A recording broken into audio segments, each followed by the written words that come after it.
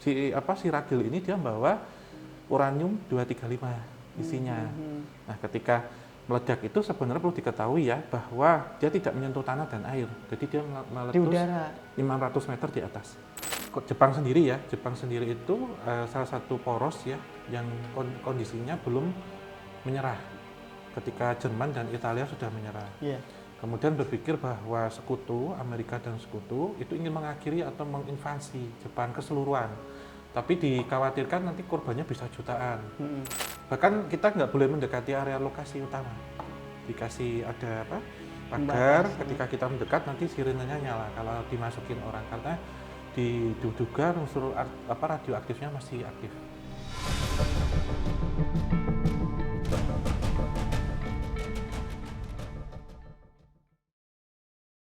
Assalamualaikum warahmatullahi wabarakatuh. Balik lagi di Opsan, obrolan santai. Enak Om ya kali ini minumannya ya? Iya enak. Enak. Alhamdulillah. Camilannya ini paling enak ya. Camilan paling enak. Nggak bikin ngantuk yang jelas. Betul. Om, Iya. pembahasan kali ini itu ada kaitannya sama warung Om. Percaya nggak? Warung tutup karena bom.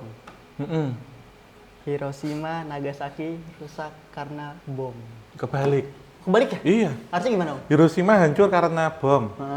Warung tutup karena bon. Oh alah, gitu. Nah, Bon yang pada nggak bayar tuh, ngebon. Ngutang. Iya, bikin warung tutup itu. Nah, bener Om. Nah, kali ini pembahasan kita mengenai bom atom di Nagasaki dan Hiroshima. Hiroshima, gitu. tahun 1945 ya. Betul, jadi ini peringatan 80 tahunnya Om ya? Iya, ini sekalian kita episode spesial ya, menjelang kemerdekaan ke 80 tahun gitu.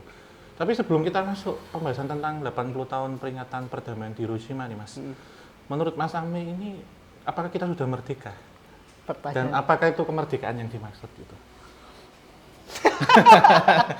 Langsung panas nih Om, Nggak pengkuk usah nih Om. dijawab ya, ini cuman saya pretest. YTTA ya, tahu-tahu aja ya. Jangan.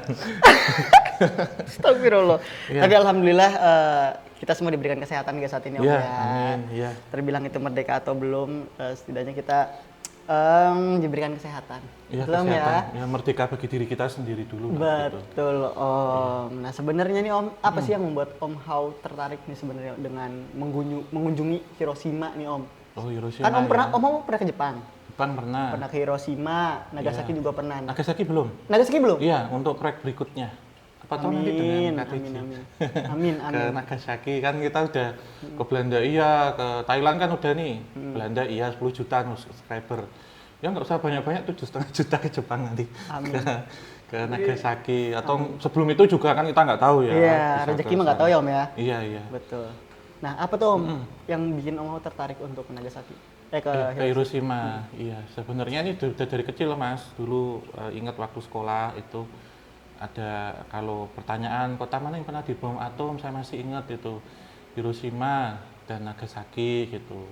Kata Hiroshima itu begitu sakral bagi saya dulu. Dan di tahun 2018 ketika pertama kali bergabung dengan tim KTJ, ketika mengunjungi gua-gua Jepang waktu itu, tapi sebelumnya juga sama. Jadi ini sebenarnya sama seperti kisah tanah Jawa, sama seperti KTJ ya. Waktu mengumpulkan tanah Belanda, kemudian saya ke Belanda tahun ini gitu. Ketika datang ke gua-gua Jepang itu, terutama di Jogja, di Bandung, di Surabaya juga pernah, di Benteng Gedung Jawa itu, ada satu keinginan yang membisiki ini. Ya terserah mau ditanggapi halusinasi apa skaiso ya silakan gitu. Tapi tolong saya diantarkan pulang itu lagi. Jadi ada dua yang berkecamuk nih Mas, Belanda Jepang gitu.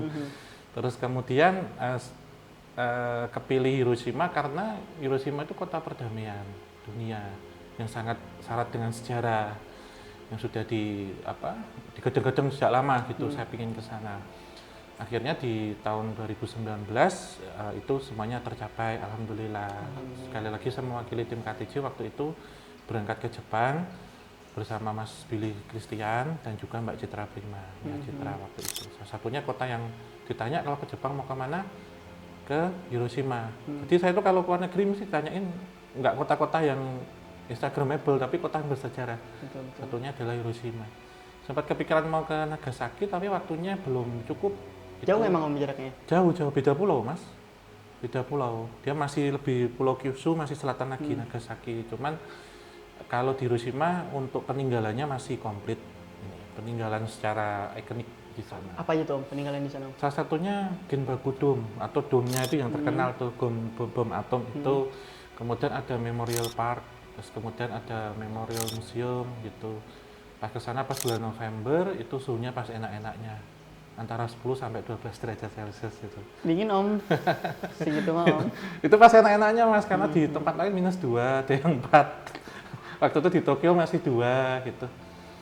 Sekitaran 2, gitu. Di Kyoto sekitaran 8. Cukup lah buat Om Hao cuaca segitu lah Om ya. Kurang.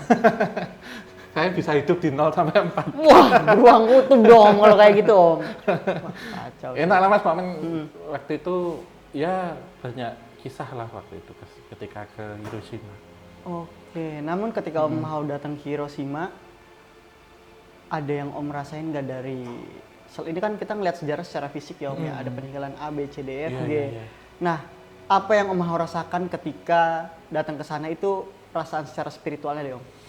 Iya, waktu itu ke sana juga membawa tanah mas yang jelas. Oh iya. Membawa tanah, kurang lebih ada 7 entitas kita sebut ya. Dimana sebelumnya kita taburnya itu di Kyoto, di Fushimi Inari di kota Kyoto. Kemudian kita berpindah ke kota Hiroshima itu 2 hari sebelum kita pulang ke Indonesia. Jadi kita tinggal di sana dulu beberapa hari. Kemudian pertama datang ke Hiroshima yang saya rasakan itu kenangannya itu nggak pudar mas, dan bangunan-bangunan di sana itu masih klasik, bangunan tahun 1950-an. Kemudian masih ada tram perkotaan itu ya. Sekilas mungkin saya belum pernah ke negara ini, kilas mirip seperti di Korea Utara. Landscape kotanya, bangunan-bangunannya itu. Ketika di sana yang dirasakan sebenarnya apa ya, misi perdamaian lebih tepatnya, misi-misi perdamaian. Dan salah satu kota yang mensuarakan bahwa tidak perlu adanya tentang nuklir gitu. Jadi kota perdamaian yang menyerukan anti nuklir sebenarnya. Ketika datang ke Hiroshima pertama, dan suasana klasiknya ini membawa satu vibrasi ke masa lampau yang itu membuat terharu ketika ke sana. Gitu yang saya rasakan. Akhirnya sampai sini gitu. Seperti kalau ke Belanda kemarin ke Utrecht sih. Gitu. Mirip gitu vibes-nya ya Om? Mirip. Oh berarti lebih dominan ini nggak sih Om, berarti Om kayak duka, luka kayak gitu loh datang ke sana tuh kayak sedih, apa lebih ke kayak semangat Om? Iya, jadi suasana darknya ya, mungkin kayak dark tourism tuh yang pas itu salah satunya ke Hiroshima memang. Jadi salah satu kota yang boleh kata dikorbankan untuk mengakhiri Perang Dunia Kedua. Yang menewaskan ratusan ribu orang. Itu satu Hiroshima begitu vibes-nya Om? Iya. Jadi waktu itu turun stasiun, kemudian kita ke tempat penginapan. Di tempat penginapan kita naik taksi waktu itu ke lokasi. Dia sebutnya kayak Zero Ground ya. Itu. Tapi kotanya bagus mas, bersih. Banyak kucing di sana juga. Termasuk di Memorial Parknya itu banyak kucing. Masuk ke bekas bom itu. Tapi kita dikasih alarm gitu sebelum mendekat gitu. Jadi sebenarnya lebih ke vibes-nya itu ini Om ya, lebih kayak memori aja untuk mengenang kayak gitu ya. Iya, residual memorinya yang lebih kuat. Lebih kuat gitu ya. Iya. Ada kerasan residual negatif juga nggak sih Om misalnya? Banyak mas, residual negatifnya gitu. Bahkan mencium bau ini maaf kalau saya sebut ya, baunya itu hampir sama seperti bahan peledak. Waktu itu saya mungkin gampangan awamnya orang bilang itu bau amunisi itu masuk kuat. Secara langsung, apalagi mendekati titik zero ground-nya. Walaupun gitu. udah 80 tahun. Waktu Ya. itu berarti berapa tahun Om? Waktu itu 74 ya, 2019. Ya kurang lebih 74-75 Masih tahun. kuat berarti residunya di situ ya? Masih. Bahkan kita nggak boleh mendekati area lokasi utama. Dikasih ada apa?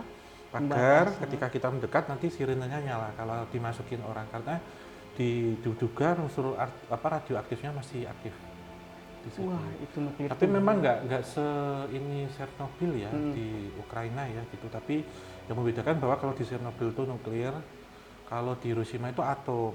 Tapi waktu itu kita sempat mau ke Fukushima mas, yang gempa Jepang 2011 tuh tsunami. Itu satu daerah tuh dikosongin terus banyak orang yang kayak mutasi genetik gitu. Dan dampak dan nuklir lokasi ya. yang ditinggalkan itu masih ada relawan untuk ngasih makan hewan di situ sampai sekarang. Oh, karena radiasi nuklirnya itu Om ya. Jadi kalau di sana ada biji ada bunga matahari itu ada tumbuh 5 itu Mas. Oh, Bunga-bunganya mutasi genetik kayak gitu. alien gitu Om ya. Iya, iya. Kemudian orangnya ada yang aneh, anak-anaknya gitu, giginya panjang atau apa gitu. Nyata ya berarti Om, Iya, maksudnya beneran. mutasi genetik itu ya. Kita benar-benar ngelihat karena di Jepang banyak reaktor nuklir juga. Oke, imbasnya berarti bukan hanya sejarah atau residualnya aja yang berupa cerita Om ya. Iya. Tapi emang bukti nyata hingga saat ini pun masih ada ya Om ya. Masih. Bahwa iya. emang kejadian itu sangat besar dan apa ya? Menjadi luka gitu sebenarnya bagi Iya. orang Jepang itu Iya, sendiri. bahkan bangunan utamanya, domnya itu sebenarnya mau dihancurin, cuman oleh UNESCO nggak boleh karena untuk peringatan. Iya, terus di situ ada batu besar yang untuk doa atau mengirimkan sesuatu gitu, untuk memorialnya. Saya menaburnya di situ, menabur tanah. Yang pertama, kemudian yang kedua di sungai sebelah dari domnya itu. Jadi sebenarnya dulu sasarannya itu domnya sama sungai itu Mas. Gitu. Jadi sedikit kelas balik ya, sedikit sejarah bahwa kalau Hiroshima itu sebenarnya salah satu dari kota-kota yang dipilih dalam menutup Perang Dunia yang kedua. Itu di mana Jepang sendiri itu salah satu poros ya yang kondisinya belum menyerah ketika Jerman dan Italia sudah menyerah. Iya. Kemudian berpikir bahwa sekutu, Amerika dan sekutu itu ingin mengakhiri atau menginvasi Jepang keseluruhan. Tapi dikhawatirkan nanti korbannya bisa jutaan. Dan Amerika Serikat sendiri sebenarnya memiliki satu proyek rahasia, yaitu proyek pengembangan nuklir sebenarnya yang dilakukan di Manhattan. Nah di Manhattan itu salah satunya melibatkan fisikawan terkenal, yaitu Robert Oppenheimer itu. Melibatkan itu. Nah, ketika akhirnya disetujui itu sebenarnya ada beberapa kota, Mas. Nagasaki sebenarnya nggak termasuk. Jadi ada beberapa kota yang menjadi target. Salah satunya kota itu dipilih karena menjadi basis militer, industri, pelabuhan dan juga pabrik atau gudang senjata. Vital-vital semua Iya, ya. iya. Itu yang pertama dari Hiroshima, Mas. Kemudian kota Kokura. Kemudian ada kota Niigata, gitu. Kemudian ada kota Kyoto, 3 ini, satu lagi itu Niigata, Kyoto, kalau nggak salah ini Nagasaki. Gitu. Nah, Hiroshima itu apa? Ya, jadi Hiroshima itu kalau kita sebut ya kenapa dipilih yang pertama karena pertama adalah basis militer, karena itu kota teluk, gitu. Jadi benar-benar menjorok ke laut, Mas, kotanya teluk. Kemudian jumlah populasinya di atas 300.000. Yang berikutnya adalah kota yang masih benar-benar aman atau kota yang masih bentuknya utuh. Kenapa masih utuh? Karena untuk analisis dampak kerusakan. Gitu. Ini sumbernya saya bawa. Jadi waktu itu saya beli buku tentang catatan Hiroshima waktu di museum itu, saya beli buku tuh ada beberapa catatan itu. Kemudian menjadi pusat komunikasi Jepang bagian timur. Jadi untuk penyambung komunikasi gitu. Yang berikutnya Kokura. Kokura itu ada di daerah apa ini namanya? Kalau di sana itu bukan provinsi, namanya itu ada prefektur. Prefektur ya. Prefektur Fukuoka itu di Kyushu, kita Kyushu namanya sekarang. Jadi itu karena kota industri dan juga militer, basis militer. Kemudian yang berikutnya adalah Niigata. Niigata ini adalah ada kilang minyak di situ, selain industri juga. Berikutnya adalah Kyoto. Nah, Kyoto ini yang dicoret karena waktu pemerintah Amerika berkunjung ke sana, satunya Menteri Perurusan Perang waktu itu ke sana, meminta agar Kyoto jangan jadikan target karena banyak universitas di situ dan juga kota budaya heritage lah. Kalau kita sebut kayak Jogjanya Jepang. Ya. Nah, terakhir adalah Nagasaki. Nah, Nagasaki ini dipilih sebagai alternatif karena di situ pelabuhan dan basis militer juga, industri militer juga ada di situ. Dan air ya. Air, iya. Kebanyakan di teluk. Karena kenapa? Ketika itu jatuh dan meledak, yang diinginkan itu adalah mencemari seluruh perairan Jepang, teluk. Sumber daya air, iya. Itu yang dikhawatirkan. Nah, kalau kita bilang tentang Hiroshima, itu kan kejadiannya tanggal 6 Agustus 1945. Jadi ketika pesawat ya sudah lepas landas, itu kemudian pesawat yang dipiloti oleh seorang kolonel pada waktu itu dan bernama Enola Gay, itu dia membawa Little Boy atau si bungsu, jadi yang paling kecil mas, yang dibawa bomnya itu si bungsu namanya, Little Boy. Nah ketika berputar-putar di atas Hiroshima itu, akhirnya tepat di 8.15 itu dijatuhkan tuh si Little Boy, si bungsunya itu. Ragil lah disebutnya kalau kita si ragil itu dijatuhkan, dijatuhkan. Nah dijatuhkannya itu sebenarnya arahnya itu mau menjatuhkan ke perairan di sungai yang waktu itu saya ngelarung itu, di sungai itu. Tetapi ini mungkin kuasa Tuhan juga ya. Jadi dihitungkan itu sekitar 45 detik dia akan jatuh, tetapi menjelang 45 detik di sekitaran 44 dia ketiup angin mas. Di atas tuh ketiup angin dia. Jadi dia mengombang-ambing lah, masih melayang gitu. Nah ketika mendekati itu di menit ke-42 reaksi reaktornya lah. Nah, si ragil ini dia membawa uranium 235 isinya. Nah, ketika meledak itu sebenarnya perlu diketahui ya bahwa dia tidak menyentuh tanah dan air. Jadi dia meletus di udara 500 meter di atas. Kurang lebih di atas klinik bedah. Kalau kita ditunjukkan waktu itu di titiknya itu di atas klinik bedah, Mas. Meledaknya. Jadi nggak pas di zero ground-nya ini, tapi orang taunya kan di dome-nya itu, tapi itu hanya sebagai peringatan saja gitu ya. Nah ketika jatuh di situ, dia akhirnya ini mas meletuskan sekitar setara dengan 15.000 TNT dan reaksinya kurang lebih kalau nggak salah ya, saya pernah baca itu di museum, hanya 0,6% yang bereaksi.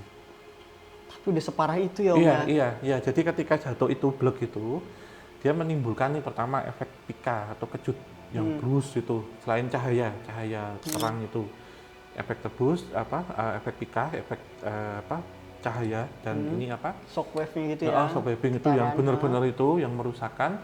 Kemudian 3.000 derajat Celcius panasnya, sehingga ada satu bangunan di dalam museum itu yang dibawa, di situ hanya menyisakan bayangan manusia mas. Jadi kayak Mas Nami di belakang ini itu hanya menyisakan bayangan manusia duduk. Kenapa orangnya menguap. Itu baru atom ya. Itu baru atom.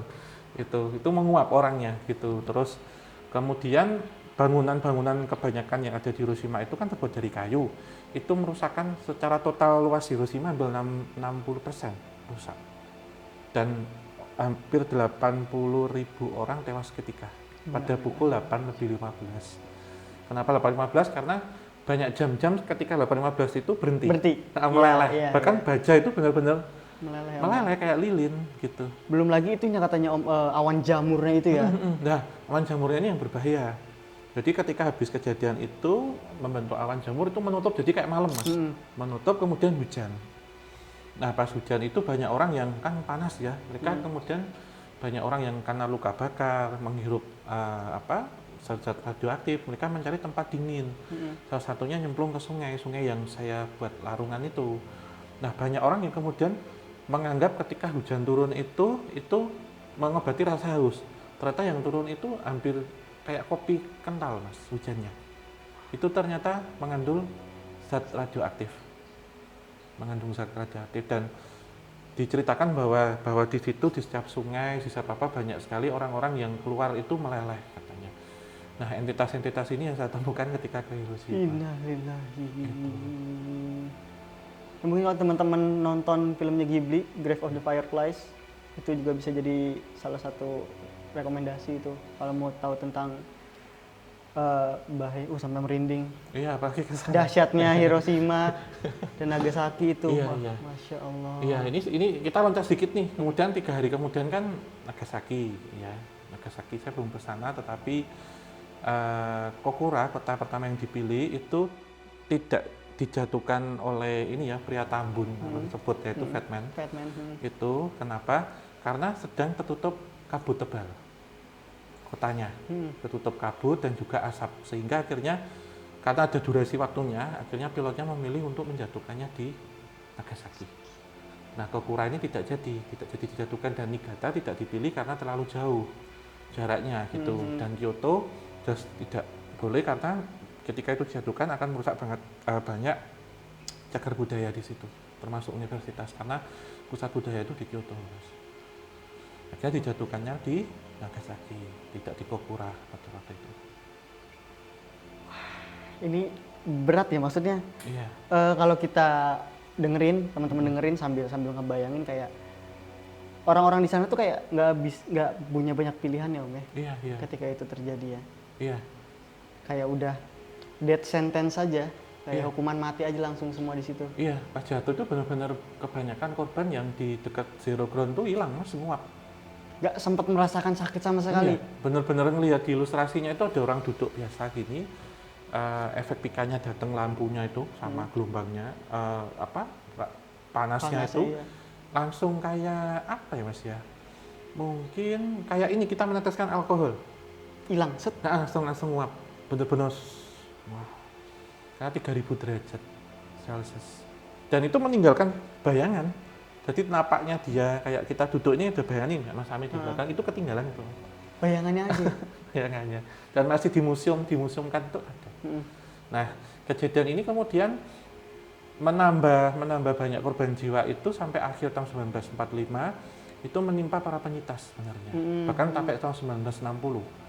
Jadi beberapa orang yang mengalami luka bakar serius, kemudian keracunan radioaktif, kelaparan juga itu meninggal selang beberapa bulan kemudian, dan korban bertambah sekitar 120.000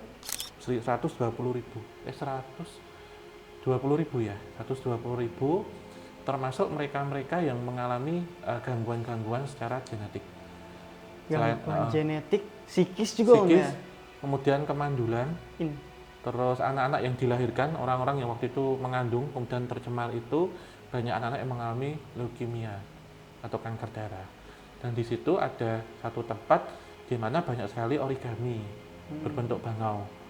Yang itu dikerjakan waktu itu dilipat oleh anak-anak yang sedang dirawat karena mengalami kanker darah atau leukemia.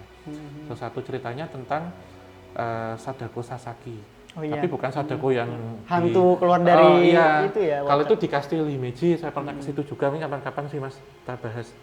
Yang di sumur itu Sadako juga, tapi di Kastil Himeji saya pernah ke situ. Tapi kalau ini Sadako Sasaki itu, jadi dia kena kanker darah, dia dirawat.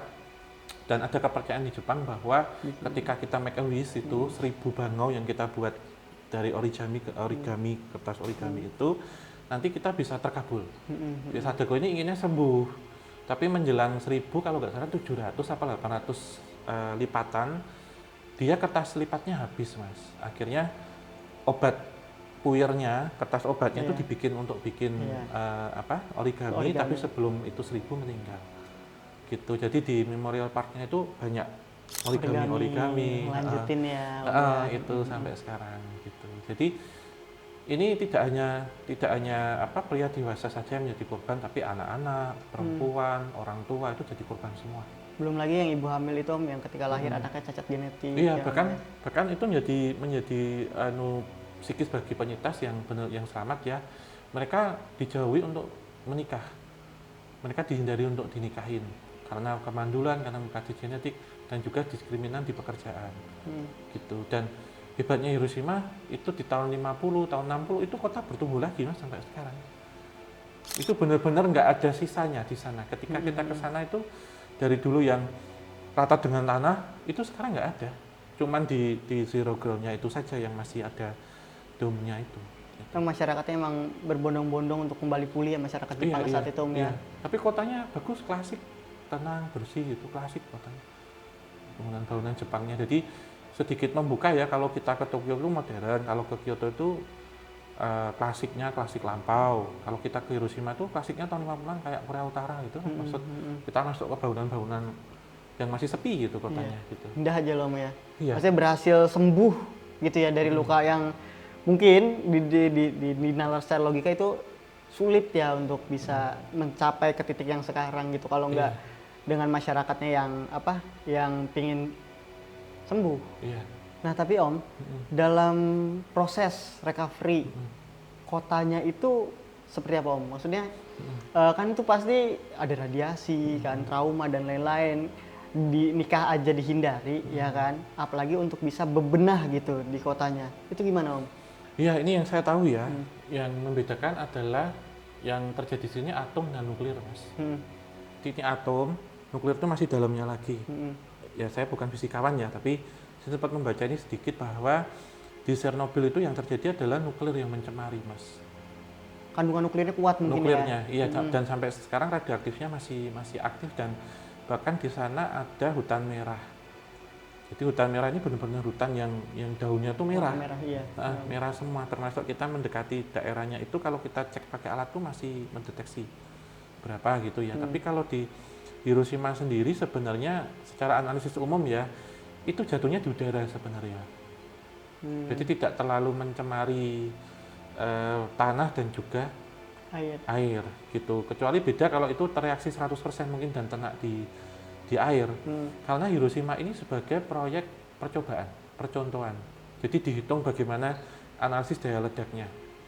Dan itu menjadi percontohan sebenarnya. Gitu. Dan ketika itu sudah selesai kejadian itu, pemerintah Jepang dengan cepat membersihkan itu semua. Jadi bangunan itu dikosongkan semua, termasuk korban dan macam-macam, ada sterilisasi, dan itu didirikan bangunan lagi ulang gitu. Jadi nggak dibiarkan terbengkalai gitu aja. Ya, kalau Chernobyl termasuk Fukuoka sampai hari ini nggak bisa. Ini sebenarnya jadi pertanyaan ketika di negara kita punya misi, punya keinginan dulu bikin proyek PLTN itu di Jawa, bisa dibayangkan.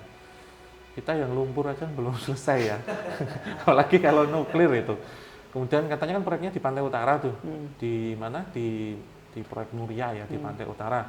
Metamitnya itu kemudian bocor sedikit aja, Jawa harus relokasi, Mas. Kita semua harus pindah. Kan bisa bikin pulau ini Om, reklamasi. Nuklir soalnya beda, Mas. Setahu saya ya, dalam reaksinya berbeda. Dan itu kan tadi kalau saya sebut kurang dari 1% reaksinya.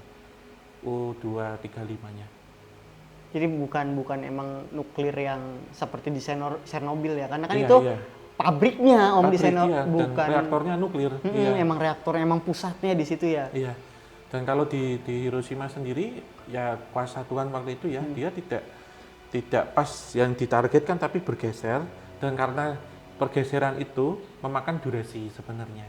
Ketika ketiup angin dia bergeser terkena durasi. Dan 600 meter itu berarti sekitar setengah kilo loh di atas meletusnya. Meledaknya. Dia nggak benar-benar pas di tanah meledaknya. Mungkin beda cerita juga kalau di tanah ya, karena mungkin unsur di dalam tanah juga bereaksi terhadap nuklirnya ya. Iya. Tapi Om di Indonesia ada nggak sih maksudnya atau di negara lain gitu yang selain Chernobyl ya, yang memiliki semacam kayak vibes atau energi-energi yang sama seperti di Hiroshima? Di Bali, Mas. Bali Om? Iya, yang kena bom sama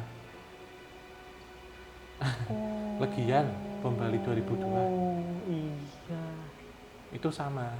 Ketika saya ke sana juga sebenarnya hampir sama seperti di Hiroshima, tapi yang membedakan kan bomnya lokal ya. Kalau di Hiroshima kan bomnya atom. Mungkin jumlah korbannya lebih banyak, tapi sama-sama mengerikan sih. Ini mungkin kalau kita lihat Indonesia ya, misalkan ya Metamit jangan sampai gitu ya. Misal menjadi tujuan tuh yang dijatuhkan mungkin ya kota industri juga di sini. Contoh? Batam, mungkin Batam, kemudian Tangerang nih, Tangerang bisa, Tangerang, Jakarta, Jabodetabek lah, Tangerang, kemudian mungkin juga dipilih Semarang, kota pelabuhan, Surabaya, Bali udah kena tuh, atau Balikpapan, karena ada kilang minyak, hampir sama seperti Niigata, gitu. Jakarta pasti ya? Jakarta ya, paling Tangerang atau mana ya, banyak pabrik lah Mas, mesti daerah industri. Mungkin perusahaan yang bergerak di bidang militer mungkin industri militer mungkin di Bandung juga bisa. Tapi kalau populasi tetap utara, tetap mesti yang akan dijatuhkan. Kalau Jogja enggak, karena banyak budaya. Oh iya. Di sini. Jadi sama seperti Kyoto, iya. Mungkin Batam. Tapi kita sudah cocok satu Bali sih Mas. Kalau itu misalkan kita studi kasus ya antara ini Hiroshima dengan Bali, itu salah satunya Bali 2 kali soalnya. Gitu.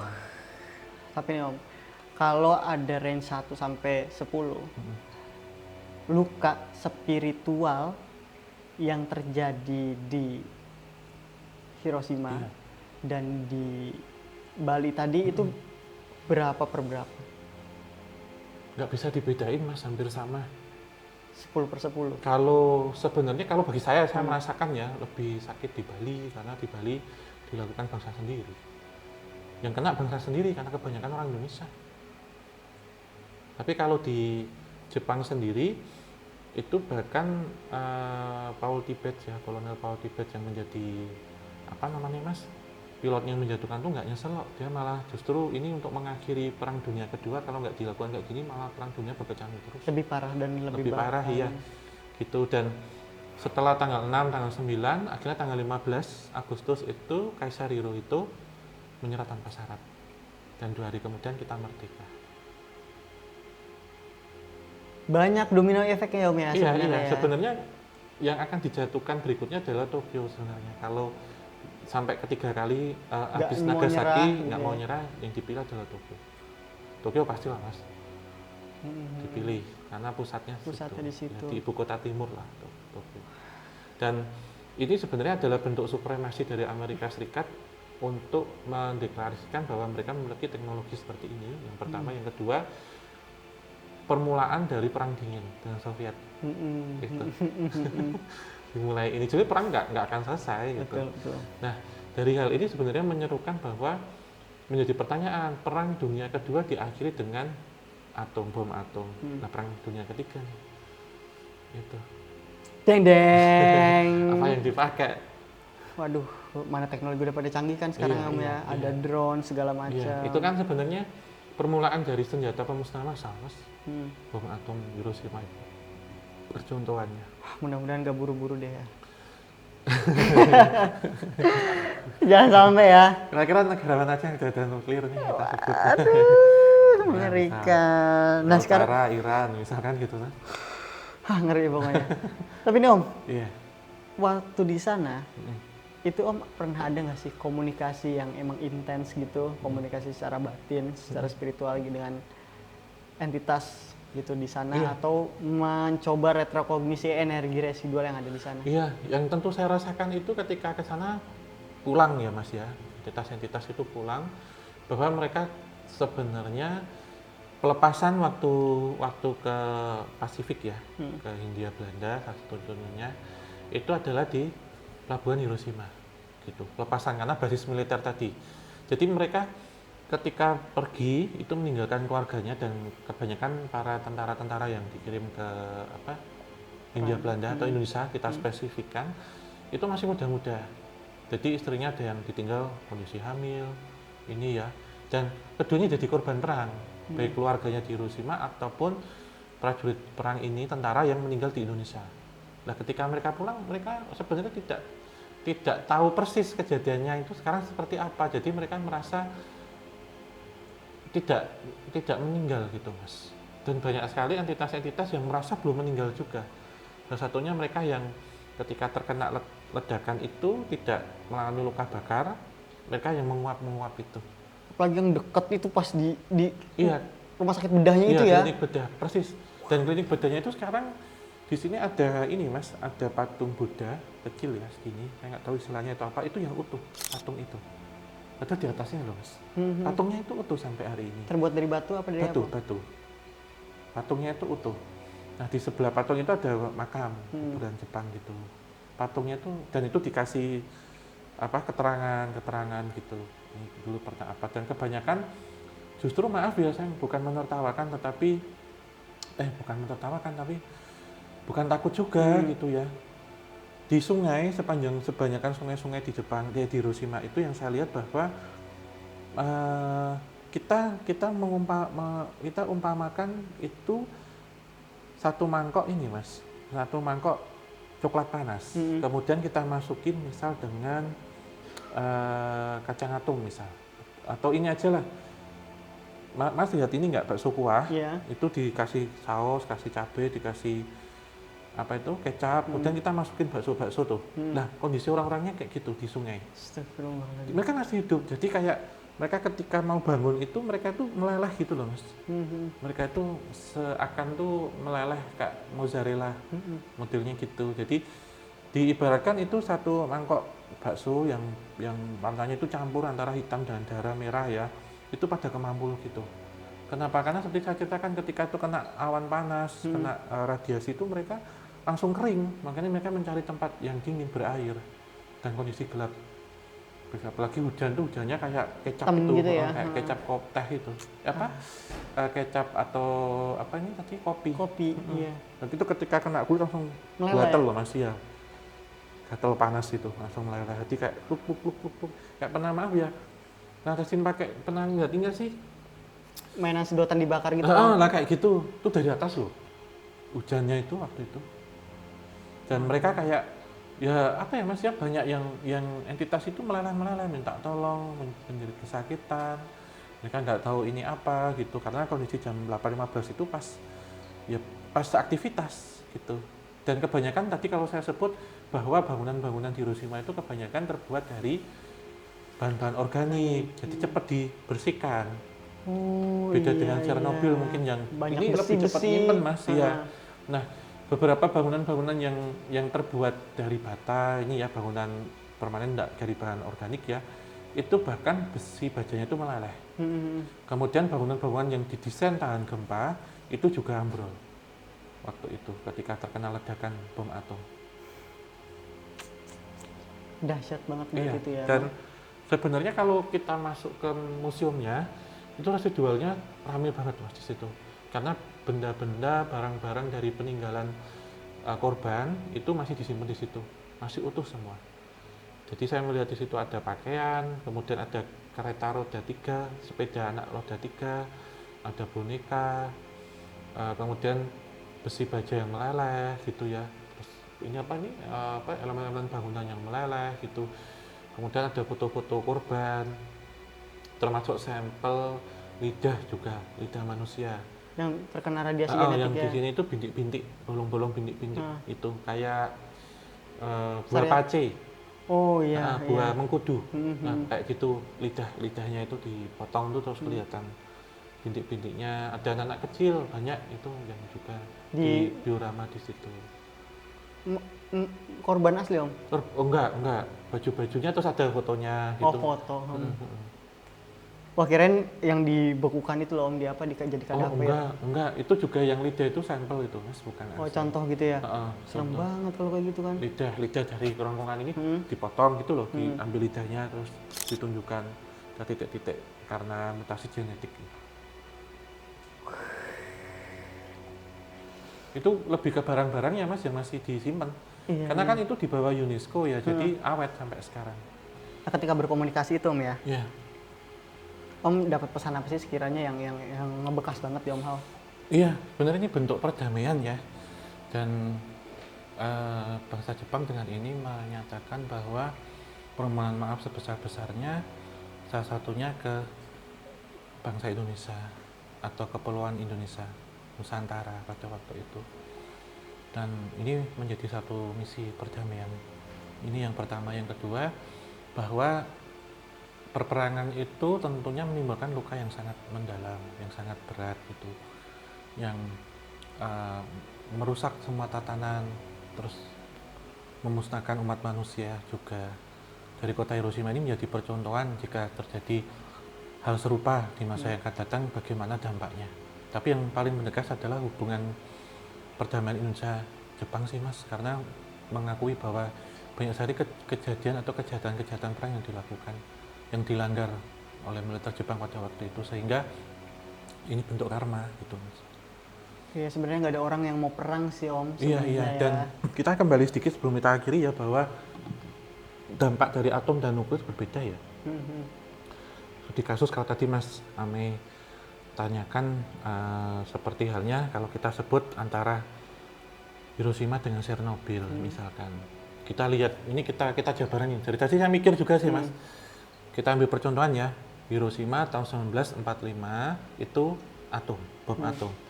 Chernobyl tahun 1986 itu nuklir gitu ya. Ini karena yang menjadi pesan perdamaian itu kalau kemudian dikembangkan menjadi nuklir Mas di perang dunia ketiga gitu. Sebenarnya dari entitas-entitas itu gitu. Yang pertama kita lihat reaksinya dulu, reaksi dari radioaktifnya. Kalau di mana? Di Hiroshima itu kan berlangsungnya hanya 1 detik. Tadi saya sebutkan di menit 43 menjelang ke 45 itu reaksinya 1 detik. Kemudian reaksinya juga tidak U235 tidak terlalu banyak, kurang dari 1% dan sangat cepat meledaknya di udara. Sementara Chernobyl ini kan tadi karena bom, disebabkan karena bom. Chernobyl itu karena kecelakaan atau kegagalan proyek nuklir. Karena di situ untuk PLTN. Berarti reaksinya terjadi selama berjam-jam, bahkan berhari-hari. Sehingga pencemarannya tentu akan mengenai tanah, air, udara, tumbuhan, Masif, bahkan ya, hewan ya. masif. Soalnya di Hiroshima nggak cuma bentar aja reaksinya. Kemudian bahan ininya, bahan radioaktifnya U235. Sebenarnya di sini kan bahan isotopnya, misalkan selenium di situ atau iodinnya.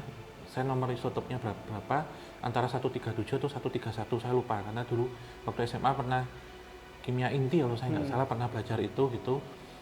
Itu bisa waktu paruhnya itu 30 tahun Mas, dan durasi panjangnya bisa hampir 200 tahun, dan bahkan 30 km mendekati inti itu nggak boleh dimasuki sampai sekarang. 30 km Om. Mendekati inti, jadi waktu paruhnya cukup panjang. Itu kemudian ini karena terjadi beda ya, karena kecelakaan dan itu tadi berbeda. Kemudian juga jenis-jenis reaktor dan macam-macam itu juga yang membedakan, dan sifat dari pencemarannya juga membedakan, waktu lamanya terjadi kebakaran dan macam-macam gitu. Itu jadi bisa dibayangkan kalau kemudian ini memang disengaja Mas. Itu tadi kan yang yang tidak disengaja aja bisa efeknya kayak gitu tuh untuk nuklir, apalagi ini disengaja nanti. Gitu. Jadi dampak luas penyebarannya itu yang itu berpengaruh, sehingga itu harus dikosongkan sampai hari ini. Makanya kalau di Iya. makanya kalau di Chernobyl itu kan tidak terduga Om ya. Iya. Dan ledakannya kan kalau di mana? Di Hiroshima itu hanya sisanya loh itu. Sisa reaksi, tapi kalau di Chernobyl itu masih berlangsung dan kontinu sampai sekarang. Itu yang membedakan juga. Durasinya, isotop atau bahan yang dipergunakan, cakupan luasnya, durasi reaksinya itu sangat-sangat berpengaruh. Nah, kita bayangkan kalau itu memang disengaja, kejadiannya dampaknya kayak apa tuh Mas? Mungkin sepertiga populasi dunia. Secara dampak kontinunya itu Mas yang berbahaya. Bisa jadi kiamat juga nggak sih Om? Iya. Selenium 137 apa iodin 131 saya lupa. Itu pokoknya ada material radioaktifnya itu. Dan itu yang berbahaya itu Om ya? Iya, kontinuitasnya. Itu aja tahun 1945 dengan kandungan segitu udah bisa menyebabkan Mengatakan ya. segitu. Iya, gitu. karena sebanding tadi dengan 15.000 TNT, 15.000 kali atau 15.000 ton TNT ya nggak salah dampaknya itu. Sekarang dengan teknologi yang lebih. Iya, kan rumusnya MC square itu loh Mas. Iya, betul. Massa dikalikan percepatan cahaya dikuadratkan. Itu energinya dalam joule. Itu saya pernah Mas itu fisika inti, kimia inti. Saya dulu pernah belajar itu tentang zat radioaktif. Jadi ngitung waktu paruh. Jadi kita misal memperkirakan waktu ini fosil ini dari tahun berapa gitu ya. Itu bisa dihitung pakai waktu paruh. Pakai unsur karbon itu dulu bisa radioaktif. Lagi zaman sekarang teknologi udah makin canggih. Iya. Ya Om ya, hitung-hitungan kadar dan lain-lain, pembawaan dalam satu bomnya itu berapa banyak. Itu udah ngeri deh. Nah, terakhir nih Om. Iya. Ada maksudnya pesan mengenai perang ataupun mengenai tentang residual yang tersisa akibat perang buat teman-teman semua. Iya, tentu perang itu tidak akan membawa dampak yang positif ya. Ini bentuk dari supremasi, bentuk dari perlombaan dunia ya, dalam tanda petik ya. Dan untuk mengakhiri mungkin sesuatu hal atau untuk memusnahkan massal, jumlah misalkan jumlah penduduk atau apa. Tentu perang tidak akan membawa sesuatu yang positif. tidak akan membawa ke satu perdamaian. Dan dalam undang-undang perang ya, itu tentunya kan tidak boleh menyelakai orang sakit, orang anak-anak, tua, anak-anak, perempuan, dan medis ya. dan medis itu tidak boleh. Tetapi hari ini sebenarnya kita dari kemarin juga ada kejadian serupa, yaitu antara Israel dan Palestina, dan kemarin juga dengan Iran ya, berikutnya Ukraina juga dengan Rusia gitu, utara dengan selatan, Korea itu juga. Jadi sebenarnya itu jangan kemudian kita tafsirkan jadi pemicu atau bibit dari terjadinya perang dunia ketiga, apalagi terjadi di negara kita. Itu sih nggak bisa berkata-kata sih, Mas. Betul Intinya sih. ya perang ya tidak akan membawa sesuatu yang positif dan kedamaian, dan menimbulkan banyak korban baik material maupun nyawa, jiwa gitu. Iya, apalagi jangan sampai juga ada perang dengan rakyat sendiri gitu Om ya. Berarti menjawab ya pertanyaan saya yang paling awal nih, secara tidak langsung. Harus hati-hati, pokoknya cita kedamaian gitu, udah banyak undang-undangnya. Kita juga manusia utuh dengan pikiran dan hati, maka pergunakanlah dengan baik dan tepat. Iya, Kita ya, cukup Om setuju. ya? Iya, cukup. Iya, ya semoga tetap terjalin hubungan baik ya, bilateral antara kedua negara, yaitu Jepang dengan Indonesia. Dan memang satu kejadian di masa lampau itu menjadi pelajaran bersama, karena kita bertumbuh, berkembang, dan maju karena kita tidak melupakan peristiwa masa lampau atau sejarah gitu. Jadi bukan berarti membuka luka yang lama, tetapi kita belajar dari itu agar kedepannya lebih baik dan manusiawi lagi dalam menyikapi. Itu sih. Cukup. Ya, terima kasih semuanya, teman-teman semuanya, Sobat Johanika, menyaksikan dari awal hingga akhir, dan tetap dukung tim KTJ dan juga obrolan santai dengan cara like, subscribe, dan nyalakan lonceng, share sebanyak mungkin, dan tinggalkan ketik masukan dan saran hanya di kolom komentar. Kita tutup akhir kata, wabillahi taufiq wal hidayah. Wassalamualaikum warahmatullahi wabarakatuh. Mugi tansah pingaringan rahayu sagung dumadi.